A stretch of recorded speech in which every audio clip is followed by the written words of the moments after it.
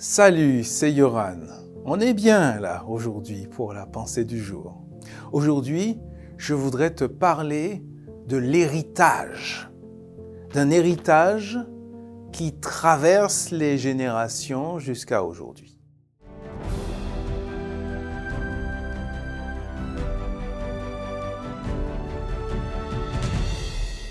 La pensée du jour se trouve dans Galates chapitre 3 verset 29. Et si vous appartenez au Christ, vous êtes donc la famille d'Abraham. Vous êtes héritier comme Dieu l'a promis. Abraham est considéré comme le père de la nation juive, le père du peuple d'Israël. Abraham est aussi considéré comme le père des croyants.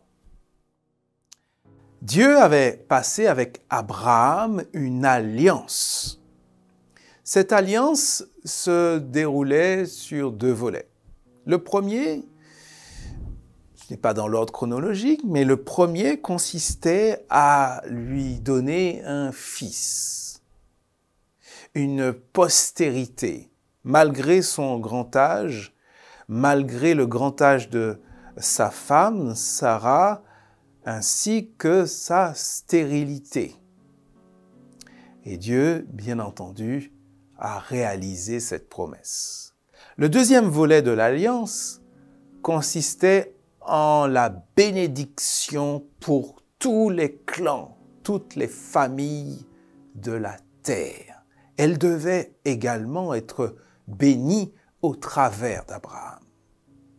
Cette bénédiction universelle a été donnée en la personne de Jésus, le Messie promis. Ainsi, tous ceux qui mettent leur foi en Jésus comme Messie de Dieu s'inscrivent dans la lignée de foi d'Abraham. On peut dire d'une certaine manière qu'ils sont ses descendants.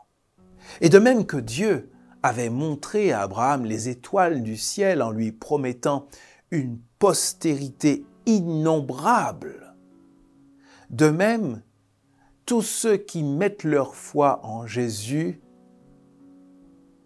depuis des siècles, des millénaires, sont comme les étoiles du ciel. On ne peut pas les compter.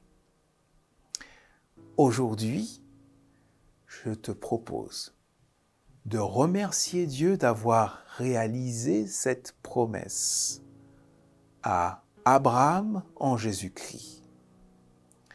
Et je te propose d'être, si tu le souhaites, d'être compté parmi ceux qui sont considérés comme étant la postérité par la foi d'Abraham.